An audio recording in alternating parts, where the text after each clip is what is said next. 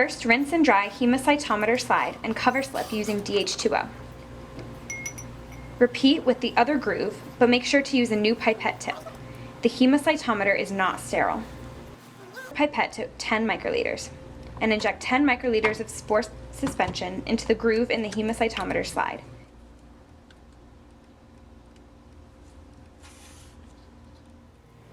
Make sure the suspension is drawn up under the cover slip. The hemocytometer under the microscope is divided into a grid pattern consisting of 9 large squares. Each square has the same dimensions and contains 10 to the -4th power millilab. In our lab, we count cells in the 4 large corner squares and the center square. Let's count the cells in the first square. 1, 2, 3, 4, 5, 6, 7, 8, or the cells that touch the right and bottom boundaries. 9, 10. We need to count the number of both living and dead cells. Remember, the dead cells will appear blue. Occasionally, you will see artifacts, objects or debris that appear blurry and don't have a well-defined shape. This is an example of an artifact. We won't include it in our count. Proper storage, cleaning, and handling of the hemocytometer will minimize the number of artifacts. There are 10 viable cells and 1 non-viable cell in the first square. Now, the top right square. There are 9 viable cells and no non-viable cells. Next, let's count the bottom right square. There are 11 viable cells and no non-viable cells. And now the bottom left square.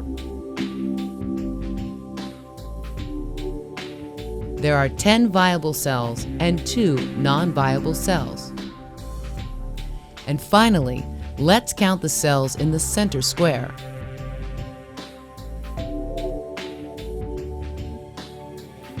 Sometimes cells will appear as clumps or small groups. It may be difficult to determine exactly how many cells are in a group. The method of counting clumps of cells differs from lab to lab, so be sure to follow the procedure in your lab. We will count this clump as 2 cells.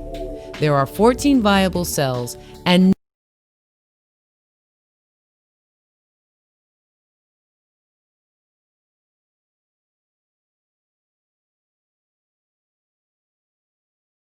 pelajari bagaimana cara melakukan pengukuran sel. Nah, alat yang dibutuhkan untuk melakukan pengukuran sel ini adalah mikrometer dan mikroskop. Nah, mikrometer ini terdiri dari 2 bentuk, yaitu mikrometer okuler dan mikrometer objektif. Nah, mikrometer okuler ini letaknya pada lensa okuler, sedangkan mikrometer objektif terletak pada meja objek.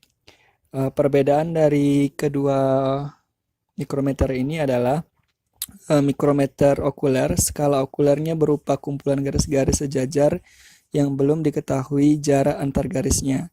Nah, sedangkan pada mikrometer objektif ini, skalanya sudah diketahui, yaitu jarak antar masing-masing garisnya sebesar 0,01 mili atau 10 mikrometer. Karena 1 mili itu sama dengan 1000 mikron. Yang pertama kali kita lakukan sebelum melakukan pengukuran sel adalah mengkalibrasi mikrometer okuler dan mikrometer objektif. Caranya yaitu dengan mencari garis yang berhimpitan antara mikrometer okuler dan mikrometer objektif. Letakkan mikrometer objektif pada meja mikroskop, kemudian masukkan mikrometer okuler ke dalam adaptor lensa okulernya, kemudian baru letakkan di lensa okuler. Untuk melakukan kalibrasi ini, kita mulai dari perbesaran paling lemah atau paling kecil, yaitu 4 kali.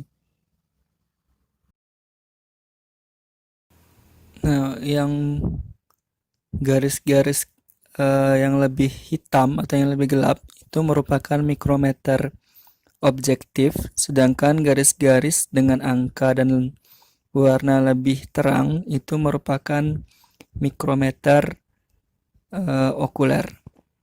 Di sini kita mencari garis pada mikrometer okuler yang berhimpitan dengan garis mikrometer objektif. Nah, di sini kita zoom videonya sehingga kita peroleh nanti 2 okuler berhimpitan dengan 5 objektif. Nah, jadi 1 okuler itu sama dengan 5 dikali 10 mikron, sehingga diperoleh 1 okuler sama dengan 25 mikron. Jadi pada perbesar 4 kali 15 di sini nanti 1 okulernya itu sama dengan 25 mikron. Untuk perbesaran selanjutnya 40 dikali 15. Nah, di sini dapat dilihat bahwa 10 okuler berhimpitan dengan 10 objektif, sehingga nanti diperoleh 1 okuler sama dengan 10 mikrometer.